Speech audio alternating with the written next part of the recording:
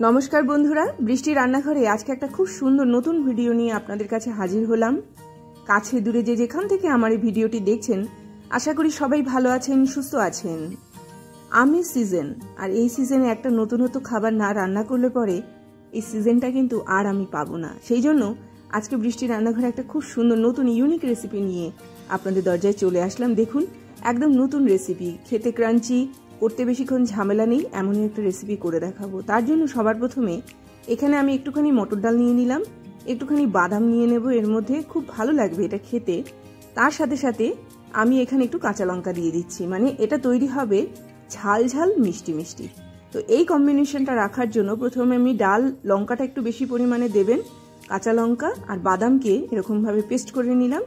এবার এখানে আমি হাফ কাপ মতো আটা দেব, আর এই হাফ কাপ মতো পেস্টটা তৈরি হবে, মানে যেটাই হবে হাফ কাপ আটার হাফ কাপ এই পেস্টটা তৈরি হবে। ভালো করে এটাকে এরকমভাবে একটুখানি হাত দিয়ে মিক্সড করে নিচ্ছি। পরবর্তী পর্যায়ে দেখুন, এই মাখাটা কিন্তু ইম্পর্টেন্ট, কেননা এই আটাটার মিশ্রণটা কিন্তু এমনভাবে মিক্সড খেয়ে যাবে, আলাদা করে জল দেওয়ার কোনো প্রয়োজন পড়বে না। যদি মিশ্রণটা পেস্ট করার সময় আপনারা জল না ব্যবহার করেন, তাহলে সেই ক্ষেত্রে এখানে সামান্য একটু জল দেবেন। আর মিশ্রণটা চেষ্টা করবেন একটু পাতলা নয়, একটুখানি ঘন তৈরি করতে। এরকমভাবে হাত দিয়ে দিয়ে ভালো করে ঠেস দিয়ে দিয়ে এটাকে তৈরি করলাম। সবার শেষে এর মধ্যে আমি একটুখানি নুন দিয়ে দেব। এই সময়ে সামান্য একটুখানি আপনারা চিনি ব্যবহার করতে পারেন। আমি নুন আর তেল দিয়ে এটাকে ভালো করে এরকমভাবে একটুখানি মাখিয়ে নিচ্ছি। আমের যেহেতু এখন সিজন চলছে, তো আম দিয়ে যে এইরকম রেসিপি তৈরি করা যায়, এর আগে বোধহয় আপনারা তৈরি করেননি। আমিও কিন্তু এটা প্রথমবার তৈরি করে দেখলাম, খুব ভালো লেগেছে খেতে। তো সবার প্রথমে যখন আমি এর ব্যাটারটা তৈরি করব, এর মধ্যে আমি একটুখানি ঘি দিয়ে দেব। ঘিটা যখন একটু গরম হয়ে যাবে, আমি দুটো আমকে এরকমভাবে একটুখানি মিক্সিতে পেস্ট করে নিয়েছি। করে নেওয়ার পরে আমের পেস্ট দুটো আমি এই গরম ঘিয়ের মধ্যে এরকমভাবে দিয়ে দেব এবং খুব ভালো করে নাড়বো। খুব বেশি জিনিস আমি এখানে ব্যবহার করব না। আম দেব, আর একটু মিষ্টি হওয়ার জন্য এখানে আমি মিল্ক পাউডার ব্যবহার করব। তো দুটোর টেস্টই কিন্তু এখানে খুব ভালো লাগবে। যারা আম খেতে ভালোবাসেন তাদের জন্য তো অসম্ভব ভালো লাগবে। যারা আমটা খেতে ভালোবাসেন না, তারাও কিন্তু এবারে খুব ভালো করেই আমটা খাবেন।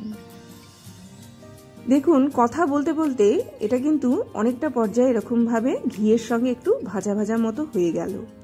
ঠিক এই পর্যায়ে যখন আসবে, তখন আমি এর মধ্যে মিল্ক পাউডারটা অ্যাড করব। মিল্ক পাউডারটা দেওয়ার পরে এটাকে কিন্তু খুব ভালো করে একটুখানি নাড়াচাড়া করে একদম মিল্ক পাউডারটার সাথে মিশিয়ে দিতে হবে, কেননা মিল্ক পাউডারটা যেই গরম জিনিসের মধ্যে পড়বে, এটা কিন্তু একটু ডেলা পাকিয়ে যাওয়ার সম্ভাবনা থাকবে।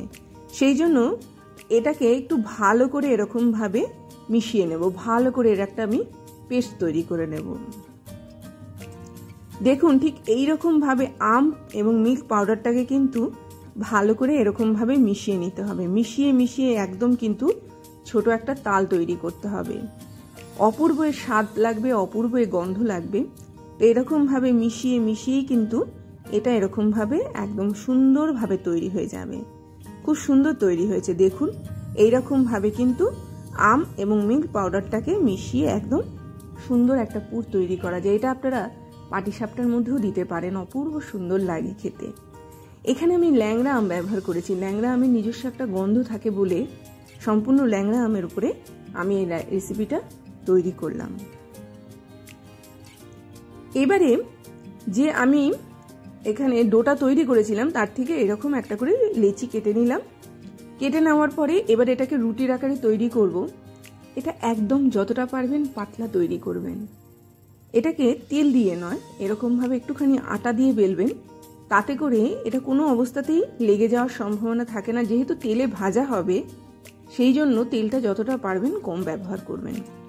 খুব ভালো করে এটাকে দেখুন, আমি একদম বেলে বেলে বেলে বেলে এটাকে একদম পাতলা করে নিচ্ছি। পাতলা করে এরকমভাবে একটা রুটি আমি তৈরি করে নিলাম। এবারে এর একটা আমি শেপ দেবো। বাটি দিয়ে দিন বা এরকম গ্লাস দিয়ে দিন। খুব বেশি বড় হবে না, একদম ছোট ছোট তৈরি হবে। তাতে করে কি হবে, খেতে খুব মুচমুচে লাগে। মানে একটা করে মুখে দেবেন, বেশ ভালো লাগবে। ভেতরে একটা আমের পুর রয়েছে, ওপরে ক্রাঞ্চি রয়েছে, তো অসম্ভব টেস্টের এই রান্নাটা। অবশ্যই এটা আপনারা একবার হলে তৈরি করুন। আর যে অংশটা এরকমভাবে আমার বাদ যাচ্ছে সেটাকে আবার আমি রুটির আকারে তৈরি করে আবার এরকম ছোট ছোট লুচির মতো শেপ দিয়ে দেব। একটা আমার তৈরি হয়ে গেল। তৈরি হয়ে যাওয়ার পর এটা থেকে আমি 4টে পেয়েছি। তো ভেতরের অংশটাতে আমি এরকমভাবে একটুখানি জল হাত দিয়ে এরকমভাবে জাস্ট মাখিয়ে নেব। তাতে কি হবে, শেপটা খুলে যাবে না। এরকমভাবে যখন আমি এই মিশ্রণটা দিলাম আমের, সেটা কিন্তু একটা আরেকটার সঙ্গে এরকমভাবে যখন আটকাবো একদম খুব সুন্দরভাবে লেগে যাবে। এবার বাইরের অংশটাকে আমি এরকমভাবে মেরে দিচ্ছি, মানে মুখটা মেরে দিচ্ছি, এবং তার সাথে সাথে খুব সুন্দর একটা শেপ তৈরি হবে। খুব ইজি শেপ দিয়েছি, আপনারা যে কোনো রকমের শেপ দিতে পারেন। তো এরকমভাবেই কিন্তু ঘরে থাকা সাধারণ জিনিস দিয়ে আমের সিজনে আপনারা এত সুন্দর একটা রেসিপি খুব চটজলদি তৈরি করতে পারছেন। এবারে গরম তেলের মধ্যে জাস্ট এটাকে আমি দিয়ে দেব। তেলটা গরম অবস্থাতেই দেব, ঠান্ডা অবস্থাতে নয়। এবং দেওয়ার পরে এটাকে মিডিয়াম টু লো ফ্লেমে ভাজা করব। তার ফলে কি হবে, ভেতরের অংশটাও খুব সুন্দরভাবে একদম ভাজা ভাজা মতো হয়ে যাবে। এবারে যখন আম থাকতে থাকতে এই রেসিপিটা অবশ্যই একবার হলে তৈরি করুন এবং সবাই মিলে গোগ্রাসে খান। খুব সুন্দর খেতে, খুব টেস্টি একটা রেসিপি, বারবার খেতে চাইবেন এমনই কিন্তু একটা রেসিপি। ভালো করে এপিট ওপিট করে দেখুন, এটাকে একদম কড়া ভাজা করে নিলাম। উল্টে পাল্টে এটাকে একদম তৈরি করে দিচ্ছি। এইরকম ভাবেই কিন্তু এটা খুব সুন্দর তৈরি হবে। ছাকা তেলে তৈরি করতে পারলে আরও ভালো। আমি খুব বেশি তেল দিয়ে এটা ভাজিনি, মোটামুটি একটা অংশ তেলের মধ্যে ডুবে আছে, অপর অংশটা কিন্তু তেলের ওপরেই ভেসে আছে। ভালো করে এপিট ওপিট করে এটাকে একদম কড়া ভাজা করে নিয়ে এবারে এটাকে আমি পুরোপুরি তেলটাকে ছেঁকে নিয়ে এরকম একটা টিস্যুর মধ্যে ফেলে দেব। সেটাতেও অনেকটা পরিমাণে তেলটা একদম বেরিয়ে যাবে। তারপরে এটাকে একদম গরম গরম মুচমুচে থাকাকালীনই খেতে হবে। এটাকে স্টোর করা যায় কিরকম ভাবে, প্রথমে যখন আমরা শেপটা দিলাম সেই অবস্থাতেই স্টোর করে রাখবো। ওপর দিয়ে হালকা একটুখানি আটা ছড়িয়ে দিয়ে ফ্রিজে আপনারা স্টোর করে রাখতে পারেন। তবে যখন খাবেন এটাকে কিন্তু সঙ্গে সঙ্গে ভাজা করে সঙ্গে সঙ্গেই খাবেন, তাতে করে এটার টেস্টটা অনেকটা পরিমাণে বাড়ে। এটা গরম গরম খেতে বেশি ভালো লাগে।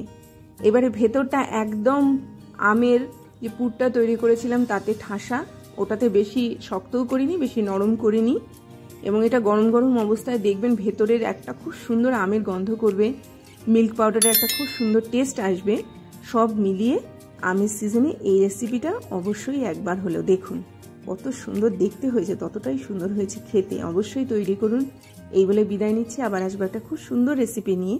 ততক্ষণ সবাই ভালো থাকবেন, সুস্থ থাকবেন। দেখতে থাকুন বৃষ্টির রান্নাঘরে। অবশ্যই নতুন নতুন রেসিপি পাওয়ার জন্য চ্যানেলটিকে সাবস্ক্রাইব করতে ভুলবেন না।